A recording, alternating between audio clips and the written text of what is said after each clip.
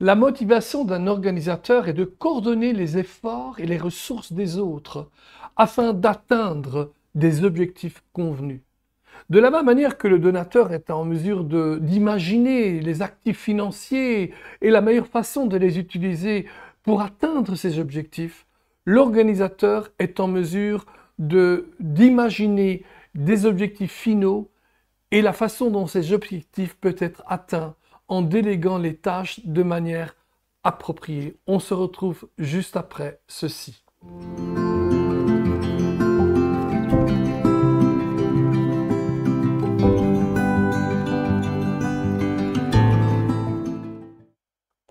Bienvenue à 30 minutes avec la parole de Dieu jusqu'à ce que Christ soit formé en vous. Ces enseignements sur les dons motivationnels sont tellement importants car ils nous aident à comprendre les motivations, à comprendre la force motrice qui pousse telle ou telle personne dans l'Église à faire ce qu'elle fait, à le faire avec passion ou pas, ou même à ne pas aimer ce qu'elle fait parce que cela ne correspond pas du tout à son don motivationnel prépondérant ou même à sa personnalité.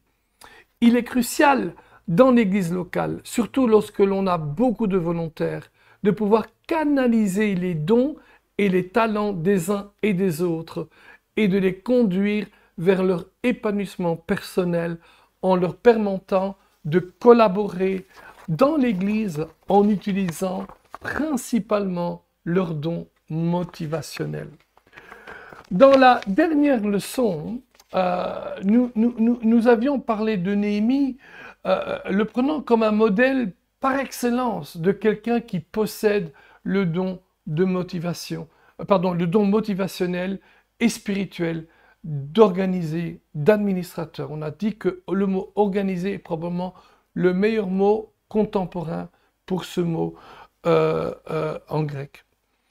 En observant le récit du livre de Néhémie, nous pouvons remarquer plusieurs choses chez l'administrateur et nous allons le voir ensemble avec notre PowerPoint. Qu'avons-nous remarqué? Tout d'abord, relisons d'abord les versets, Romains 12, 8. Quiconque a le don d'être un leader doit se démener lorsqu'il dirige. Et diriger, ici c'est diriger avec diligence et enthousiasme. La Living Bible dit, si en revanche vous avez la capacité d'administrer et la responsabilité de diriger le travail d'autres personnes, prenez cette tâche au sérieux. Wow, alléluia. Mais donc, allons voir un petit peu quelques petites leçons que l'on peut tirer de l'histoire de Néhémie. Je vous encourage à relire ces passages. Vous allez voir ici des références. On ne va pas lire tous les versets parce qu'on en a pour des heures à ce moment-là. Mais lisez Néhémie. Je me souviens, dans les années 90, il y avait tout ce mouvement Néhémie. Il y avait même, je crois que c'était Jordi en Suisse, qui avait établi, peut-être que ça existe encore, un superbe organisateur, vous savez, un genre d'agenda organisateur avec la sœur et tout, c'était très beau, qui s'appelait, je crois, Néhémie, justement, parce qu'il y avait tout un système pour aider l'homme d'affaires chrétien à organiser sa vie. Eh bien, ils ont pris ça. Néhémie, bien sûr, il y a toute une série de leadership. Peut-être un jour, c'est une chose que je pourrais faire, c'est d'établir un cours de leadership basé sur le livre de Néhémie. Il y a des perles dedans qui sont extraordinaires. Amen. Alors, il est clair que je ne suis pas le gars qui va tout établir et tout découvrir, on s'informe, mais c'est aussi mon rôle en tant qu'enseignant, c'est de m'informer et puis vous transmettre le mieux possible, d'une manière la plus concise, ce que je reçois. Amen. Donc, quand on voit l'administrateur, on voit que c'est quelqu'un qui comprend l'autorité et qui travaille bien sous cette autorité. De nouveau, vous avez les passages bibliques, allez-les, prenez note. Et vous pouvez bien sûr retourner tout le temps sur ces enseignements YouTube, mais prenez note et utilisez-les à bon escient. Il est capable aussi de visualiser, d'imaginer le résultat final d'une entreprise majeure. C'est-à-dire que il sait ce qu'il fait. Il voit un projet et il sait où aller. Vous savez, On voit ça entre le gars qui est idéaliste et le gars qui voit les choses. Vous savez, vous pouvez entrer dans un terrain vague ou plutôt dans un vieux bâtiment, tout à retaper et en faire une église. Et vous aurez des gens dans l'église qui se disent, mais qu'est-ce que c'est que cela? Ça n'a rien à voir avec quoi que ce soit ici, on ne sait jamais rien faire de rien ici. Et vous avez l'administrateur, l'organisateur dit, waouh, là on peut faire ça, là on peut faire ça, là on peut faire ça. Et il est visionnaire. Amen. Il est capable de décomposer les objectifs majeurs en tâches plus petites et réalisables. Vous lisez ça dans Néhémie chapitre 3. C'est-à-dire qu'il voit quelque chose, il comprend très bien que lorsque vous avez cette grande salle complètement désaffectée, eh bien, avant d'y mettre le podium et le son, ben, il faut d'abord mettre des carrelages ou bien le tapis, il faut d'abord creuser, il faut mettre de la nouvelle électricité, il faut mettre un cadre électrique, il faut renouveler l'eau. Enfin, il sait tout ça. Il est capable de composer les objectifs pour savoir ce qu'il faut faire au moment où il faut le faire. Il est aussi capable de savoir quelles ressources sont disponibles et nécessaires pour atteindre un tel objectif. Donc, celui qui organise est capable de voir, voilà, on a dans l'église un plombier, 2 électriciens, un maçon. Mais on n'a pas de charpentier. Donc, on va travailler avec le plombier, l'électricien et le maçon. Peut-être que le maçon a besoin de main-d'œuvre. On va trouver des main-d'œuvre de l'église. Mais au niveau de la charpente, là, on a absolument besoin d'un professionnel. L'organisateur est capable de voir toutes les ressources disponibles nécessaires pour atteindre les objectifs. L'organisateur évite les détails distrayants afin de se concentrer sur le but ultime. Il ne va pas s'attarder sur des petits détails. Lui, ce qu'il compte, c'est le but ultime. C'est arriver là où il doit arriver. Et ça, c'est tellement important d'avoir quelqu'un. Vous savez, nous les pasteurs, on sait faire des choses, moi je ne suis pas un idiot, je fais pas mal de choses, je suis en plein renouvellement de ma maison. Maintenant, je viens de déménager en Italie, de la Suisse en Italie, mais je suis toujours tout près de mon église, hein, je ne suis à 30 km de l'église, donc c'est pas loin. À 10 km de la frontière, ce n'est pas loin du tout. Mais voilà, maintenant, et je fais des travaux, là, vous avez remarqué, je suis dans un nouveau studio, il est toujours provisoire, au moins je peux continuer à former et à vous enseigner selon les capacités que Dieu me donne, mais on a fait tout, on fait de la plomberie, on fait de l'électricité, je suis en train de renouveler quelques portes, je suis en train de travailler dans une porte qui mène dans la salle de bain qui mène à la terrasse, mais qui n'a pas de porte à la terrasse. Mais la salle de bain, il y a de la belle lumière dans la salle de bain, mais la porte qui était là, elle est une porte en bois, très belle porte en bois, mais complètement fermée. Et donc, ce que je suis en train de faire maintenant, j'envisage là, j'en ai parlé avec mon épouse, on va faire un grand trou dans la porte et on va faire une porte avec le cadre de la porte. Hein. On aura peut-être, la porte fait à peu près 80-85 cm, on va avoir 5 ou 6 cm de chaque côté de la porte, et on va mettre des vitres, ça va être très joli, pour que la lumière entre, pour qu'on ait plus de points de lumière. Mais c'est des choses qu'il faut envisager. Mais pour cela, on ne se laisse pas par les détails distrayants, même au fur et à mesure qu'on fait le travail, il y a des détails que l'on peut faire plus tard. Amen. L'administrateur, c'est aussi quelqu'un qui supporte les réactions des gens, des fidèles, de ceux de l'Église, mais aussi des étrangers, afin d'atteindre un objectif ultime. Vous savez, on est toujours critiqué, il y aura toujours quelqu'un qui n'est pas content de ceci, de cela et tout, mais l'organisateur ne se laisse pas avoir par cela. Il ne se laisse pas distraire, il supporte ces réactions-là, il comprend bien cela, et il va de l'avant. Amen. Une chose importante pour l'organisateur, c'est la loyauté. Il a besoin de loyauté et de confiance de la part de ses subordonnés, même de ses supérieurs. Il doit savoir que ses supérieurs sont loyaux, mais ceux qui travaillent avec lui sont loyaux aussi et sont plein de confiance, digne de confiance. Il sait aussi s'il doit ou ne doit pas déléguer aux autres. Il y a des choses qui sont délégables et d'autres choses qui ne le sont pas. D'ailleurs, dans le leadership, on a deux types de leadership bien clairs, ce qu'on appelle le hands-off et hands-on leadership. Je répète, hands-off, hands-on, off avec deux F, on avec O-N, bien sûr. Hands-off leadership et hands-on leadership. Qu'est-ce que ça veut dire?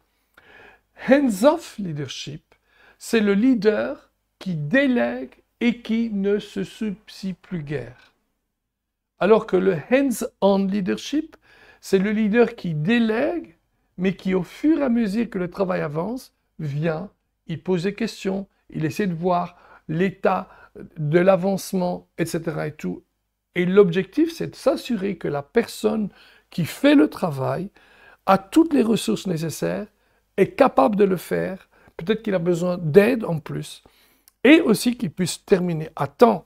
Le hands-off leadership donne toute la responsabilité à l'autre, ce qui est bien aussi, ça peut être positif, mais qu'est-ce qui se passe s'il lui manque des finances, s'il lui manque des ressources, s'il lui manque des outils, et il ne parle pas? Eh bien, le travail ne s'accomplit pas.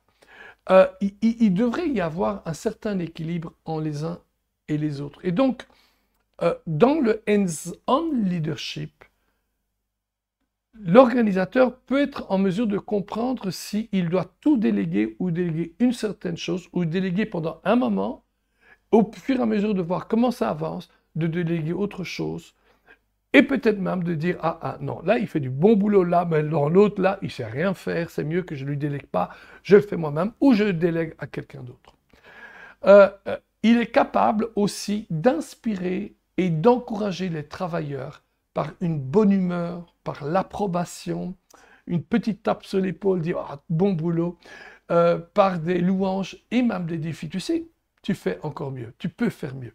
Et finalement, il se réjouit du produit final. Un organisateur se dit « Waouh !» Même quand le travail était délégué, il dit « Waouh, ça a bien été fait. Waouh, tu as vraiment bien travaillé à tout cela. » Amen. Voyez-vous, celui qui possède le don motivationnel de l'organisation, ou on peut dire d'administration, c'est le genre de personne qui fait participer les autres à la réalisation de ses objectifs. Il comprend ce qu'il doit faire et il s'en chargera fidèlement. Et bien qu'il possède ce don qui lui permet de réaliser et faire avancer les choses, il ne va pas outrepassé généralement les responsabilités des autres. Dans ce sens, par nature, il n'est pas autoritaire, mais il est prêt à prendre le relais lorsqu'il n'y a pas d'autre leadership. Voilà, donc dans cette leçon, nous allons voir plusieurs caractéristiques d'un organisateur et bien sûr, comme à chaque leçon pratiquement, des inconvénients, des dangers ou des points faibles. Nous allons voir ensemble 12 caractéristiques de l'organisateur. Voyez-vous, l'organisateur est un leader né en général, ou quelqu'un qui s'est formé pour devenir leader. Il s'imposera comme leader aussi sûrement que Joseph dans l'Ancien Testament, qui organisa avec brio l'abondance et ensuite la famine en Égypte. 7 vaches grasses et 7 vaches maigres. Abondance et famine. Ainsi, l'organisateur est très motivé pour organiser ce dont il est responsable. Lorsqu'on lui donne une responsabilité, waouh, il est organisé, il aime les défis, il est motivé, il aime aussi s'investir pleinement et développer ou organiser tout ce dont il a reçu la charge. Sa motivation naturelle est là, un désir créatif de s'approprier des ressources et des personnes pour produire quelque chose d'inédit. Par exemple, organiser un bureau, créer un comité de travail ou développer un projet. Un organisateur leader est, de par ses fonctions, un touche-à-tout. Même s'il n'a pas d'expérience, il doit avoir des centres d'intérêt et des compétences variées.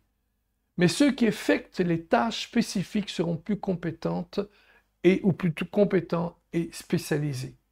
Et donc, pour superviser efficacement, il doit posséder des connaissances approfondies dans de nombreux domaines.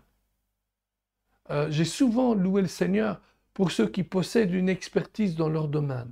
Ensemble, ils peuvent former une équipe formidable. Moi, par exemple, comme pasteur, je suis aussi un petit peu organisateur. Et pour cela, je touche la main tout. Je sais plus ou moins ce que l'on peut faire, ce qui est possible de faire dans plusieurs domaines, dans la musique, dans le service média, avec ordinateur, etc. Et tout. Et qu'on ne vienne pas me dire ceci ou ceci n'est pas possible. Je me débrouille.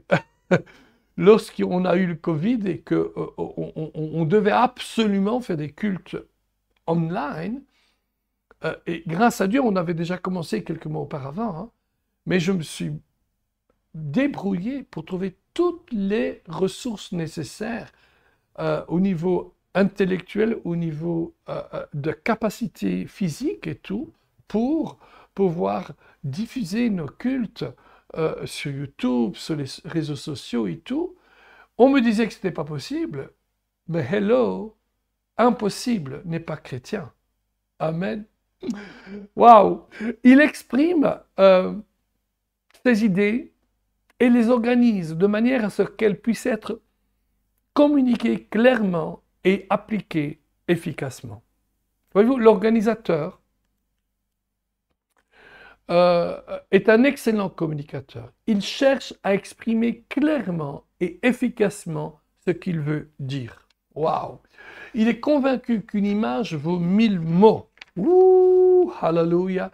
Il privilège ainsi des tableaux, des diagrammes, des schémas, il fait des dessins et tout, des graphiques et autres supports visuels.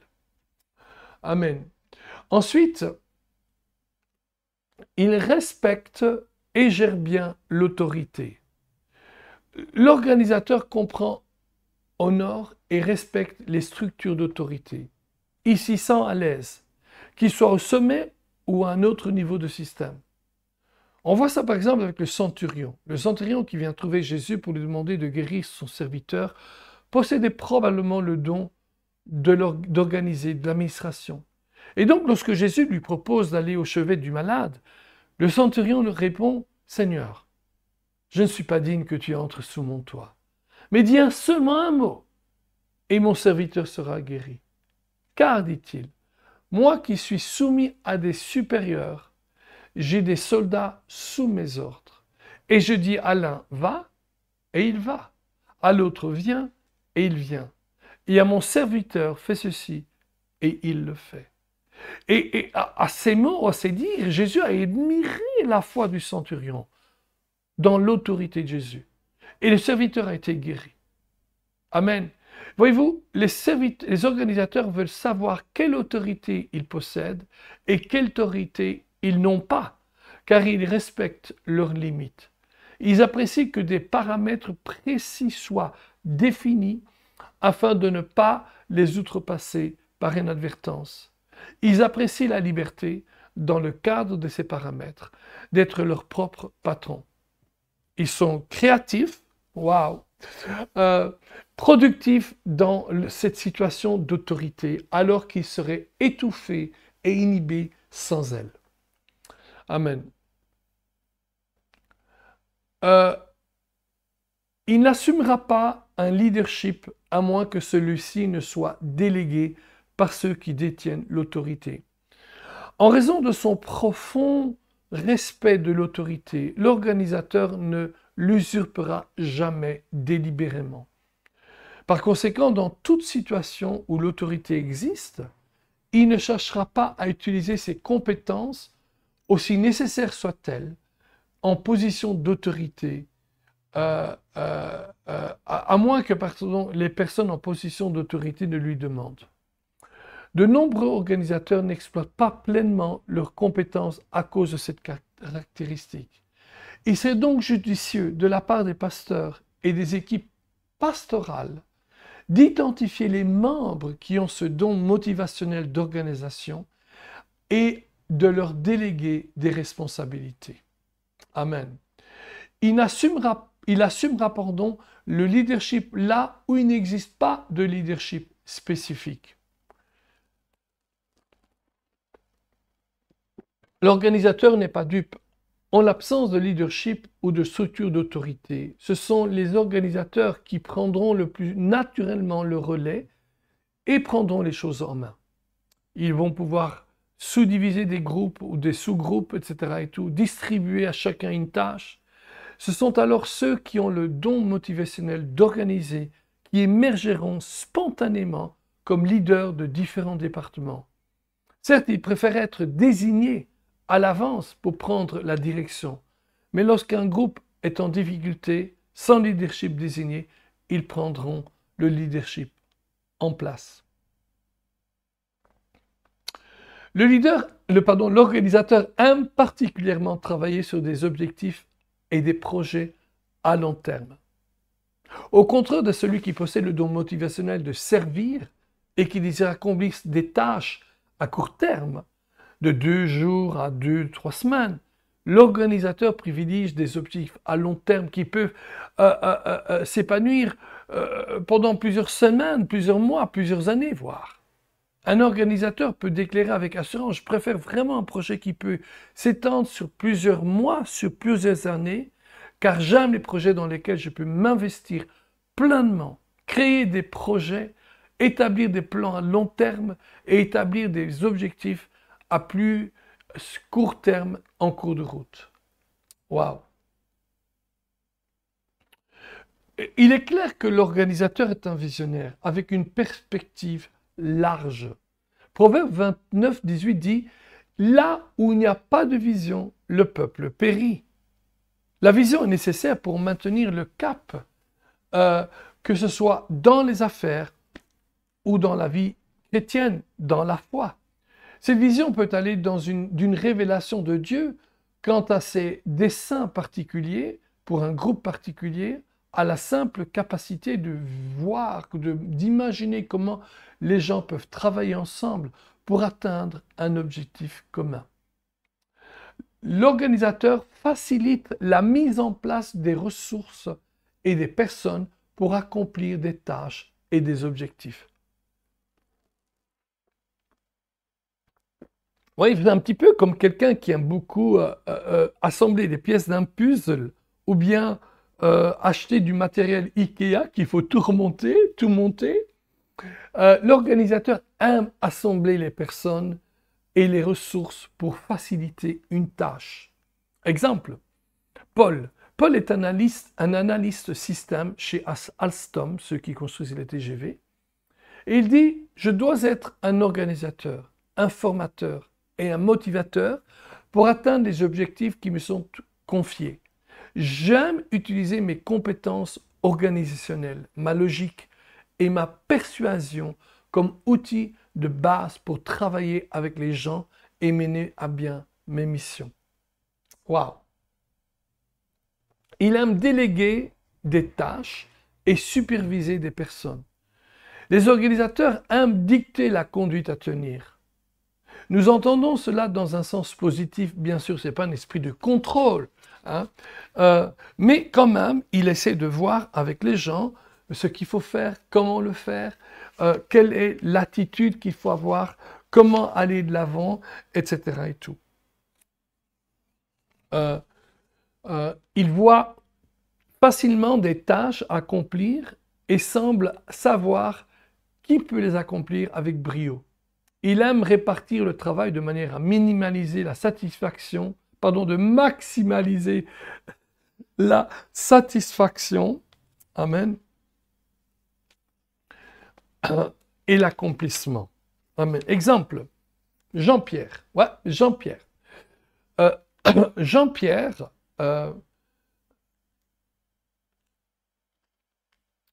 était chargé de prendre la direction d'une grande association chrétienne qui était enlisée avec des employés inefficaces. Et croyez-moi, cela arrive. Le don motivationnel de Jean-Pierre pour l'organisation lui a permis de réduire le personnel et de placer des personnes compétentes à des postes clés. Ensuite, il a délégué de nombreuses responsabilités, enseigné les principes du leadership aux membres du personnel et les a formés à superviser efficacement leur travail. Et grâce à ses capacités organisationnelles,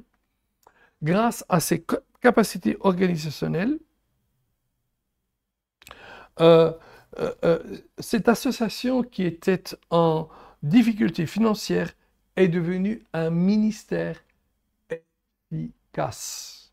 Waouh! Waouh! Il supportera les critiques afin d'accomplir la tâche ultime. On avait déjà dit cela à propos de Néhémie. Tous les dirigeants sont critiqués. Cela semble faire partie des risques professionnels, des risques du métier, comme on dit chez nous, de l'organisateur. Il y a toujours ceux qui pensent que l'organisateur devrait faire les choses différemment, plus lentement, plus vite, plus prudemment, plus audacieusement ou quoi que ce soit d'autre. Les organisateurs ne se laissent pas distraire ou freiner par de telles critiques. Ils gardent le cap sur leurs objectifs. Amen. Il a beaucoup de zèle et d'enthousiasme pour tout ce dans quoi il est impliqué. En fait, il est passionné, enthousiasmé, zèle et enthousiasme. L'enthousiasme émane naturellement de l'organisateur. La Bible, dite amplifiée en anglais, dit que les organisateurs doivent accomplir leur travail avec zèle et sincérité d'esprit. Le mot grec, nous l'avions vu l'autre fois, c'est spoudé, qui peut se traduire par assiduité dans certaines versions anglaises et par ardeur, effort intense dans la Bible de Kenneth West, un des plus grands érudits du siècle dernier. Ce mot englobe également la notion de rapidité, de diligence, de sérieux, de hâte, d'effort intense et de détermination. C'est comme si Dieu avait donné à l'organisateur la capacité de consacrer tous ses efforts à une situation afin de la mener à son terme. Je fais une petite parenthèse ici. Je veux que vous sachiez que lorsque je vous donne un mot grec, d'ailleurs j'essaie de le donner le moins possible ou de parler le moins possible de la syntaxe, sinon ça devient compliqué, ça devient lourd. Mais vous comprenez que le mot, dans un passage, et dans un contexte, historico-grammatical, et que quelquefois le mot a une signification pas uniquement dans le dictionnaire, mais dans l'histoire, dans le contexte historique, mais aussi et surtout dans sa place, dans la syntaxe, dans le texte par rapport à la grammaire. Il est aussi clair que quand je vous dis le texte, le mot grec dit ceci, c'est pas quelque chose que j'ai entendu quelque part sans avoir été vérifié. Et je vérifie dans les outils les meilleurs que l'on peut trouver sur le marché aujourd'hui. En général, c'est en anglais, mais il peut y avoir quelques outils en français. Mais je les fais et bien sûr, je les compare, je vérifie et je vérifie avec mon propre savoir puisque je suis un helléniste et donc que j'ai les capacités, grâce à Dieu, il y a plus de 40 ans d'études, de me débrouiller en lisant le Nouveau Testament en grec et la syntaxe du grec. Donc, j'essaie de vous donner des informations les plus précises possibles, tout en vous donnant des informations intellectuelles, mais surtout spirituelles. Amen. Il est capable et prêt, à laisser les autres obtenir le crédit pour le travail terminé. Ouais. Un organisateur mature ne se soucie pas d'être félicité pour ses réalisations. Certes, comme tout le monde, il apprécie les félicitations, mais préfère partager ce mérite avec l'ensemble du groupe. Il considère le succès comme un accomplissement collectif. Ce n'est pas de la fausse modestie que de refuser les félicitations en insistant « Rien de tout cela n'aurait pu arriver sans l'excellent travail de mes collaborateurs. » Donc, il est sincère, il se considère comme un organisateur et autres comme un véritable, et les autres comme un véritable artisan de la réussite. Amen. Et c'est important cela, important de se réaliser toutes ces choses-là. On a vu pas mal de belles choses sur le don d'organiser. Certes, lorsque celui qui a le don motivationnel d'administrer, d'organiser, pousse ses qualités à l'extrême, cela peut devenir problématique. Oui, Dieu a doté l'organisateur de capacités et de dons pour accomplir des tâches et atteindre des objectifs. Pourtant, s'il ne ralentit pas suffisamment le rythme pour prendre le temps de respirer, de prendre un bol d'air, de respirer la nature, de prendre une fleur et d'en savourer le parfum, son don transforme ses priorités de la vie en configuration qui n'était pas censée se produire. Ainsi, nous allons regrouper 5 dangers qui peuvent saisir l'organisateur. Tout d'abord, il a tendance à s'énerver lorsque les autres ne partagent pas la même vision ou le même objectif. Waouh! Lorsqu'un organisateur ne partage pas la même vision ou les mêmes objectifs, il constate que ses collègues ont une vision limitée qui entrave la réalisation des objectifs. Cela devient pour lui comme un boulet de canon. Je vous donne un exemple. Robert est un organisateur qui travaillait pour une organisation chrétienne structurée, dont les 7 responsables de département formaient également le conseil d'administration. Leur politique était de ne pas lancer de projet sans l'accord commun de chacun. Cela semblait une façon idéale de gouverner, mais en pratique, il suffisait d'un seul vote négatif d'une seule personne pour que tout devenait bloqué.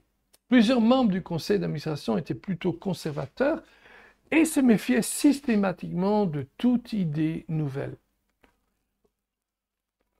Chaque fois que Robert présentait une proposition visant à améliorer l'efficacité de l'organisation, l'un d'eux s'obstinait et on entendait « Eh bien, on n'a jamais essayé ça auparavant » ou « On ferait mieux de laisser ça de côté pour l'instant ».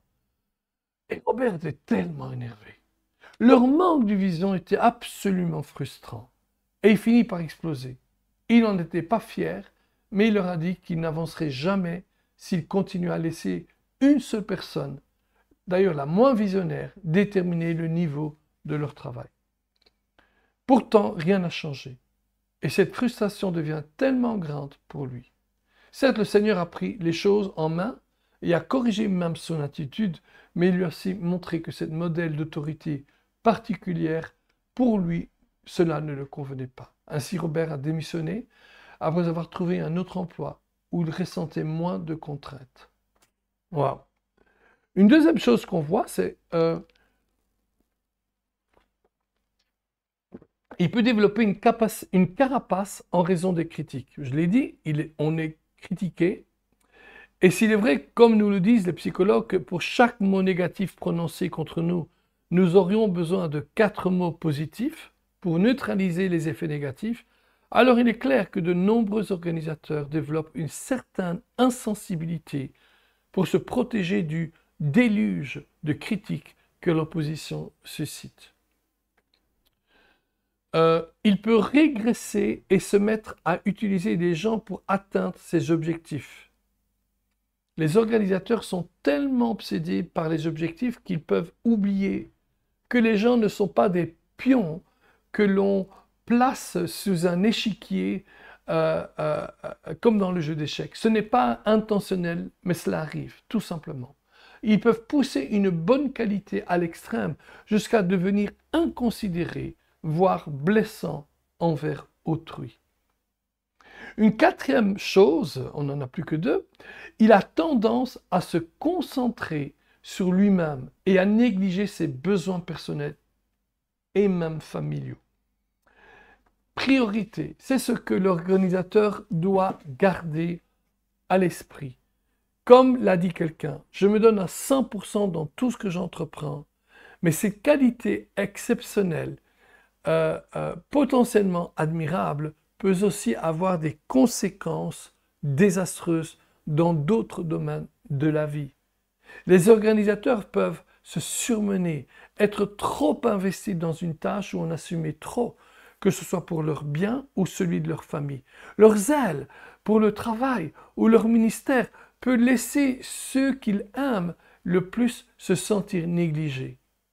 Un excellent conseil est donné dans la Bible, dans Proverbe 31, 16, où il est écrit « Elle pense un champ et l'acquiert. Du fruit de son travail, elle plante une vigne. » Chaque fois que les organisateurs envisagent de nouveaux domaines d'activité, ils doivent faire le point sur leurs obligations actuelles et n'en assumer de nouvelles que s'ils peuvent le faire sans négliger leurs conjoints, leurs enfants, leur travail ou leur engagement chrétien, tout en ayant du temps pour la dévotion, l'exercice et les loisirs. Et finalement, il néglige les tâches ménagères, en tout cas il a tendance à négliger les tâches ménagères courantes en raison d'un intérêt intense pour son travail. Oui, tous les organisateurs doivent se rappeler que leur amour pour leur projet de bénévolat, leur travail dans l'Église ou tout ce dans quoi ils sont impliqués ne devrait pas leur faire négliger les responsabilités nécessaires de la vie. Amen. Il doit se rappeler, surtout s'il est marié, mais s'il est papa, s'il est enfant, s'il est frère ou quoi, on a aussi d'autres priorités et d'autres responsabilités. On ne peut pas faire qu'une seule chose. On doit aussi s'occuper de nos relations sociales, on doit s'occuper de notre famille, de nos enfants, de nos parents, etc. Amen. Well, en résumé, je dois dire, bien qu'il y ait des inconvénients à ce don motivationnel d'organiser, nous avons aussi vu qu'il y a beaucoup de caractéristiques positives qui font que ce don d'organiser est crucial pour l'Église de Jésus-Christ. Amen. Et si tu es pasteur, eh bien, je vais prier avec toi. Je sens dans mon esprit que c'est pour les pasteurs que je prie spécialement. Maintenant, si tu as le don d'organisation, si tu n'es pas pasteur, entre dans cette prière. Mais si tu es pasteur, je vais prier pour que Dieu t'ouvre les yeux pour voir dans ton Église qui a ce don d'organiser et qui pourra t'aider à accomplir les projets nécessaires pour l'avancement de ton Église. Père, dans le nom de Jésus, je prie pour tous les pasteurs et responsables spirituels qui maintenant sont à la recherche d'hommes, de femmes qui ont le don motivationnel et spirituel d'organiser. Je prie, Père, pour que ces pasteurs puissent trouver des gens à qui ils peuvent déléguer ce travail ou ces travaux et des gens qui pourront le faire, qui seront dignes de confiance et qui pourront porter à bien ces projets, avoir la joie de le faire, Seigneur, et que ces projets avec ces organisateurs puissent être une aide prépondérante, importante pour ces pasteurs, afin qu'ils puissent aller de l'avant et accomplir la vision que tu leur as donnée. Merci, Père, pour tous mes frères et sœurs qui sont en train de me regarder et qui reçoivent de toi maintenant, dans le nom de Jésus. Amen et Amen. La semaine prochaine, nous entamerons le dernier don motivationnel, celui de la compassion. Alors, à bientôt et que Dieu vous bénisse.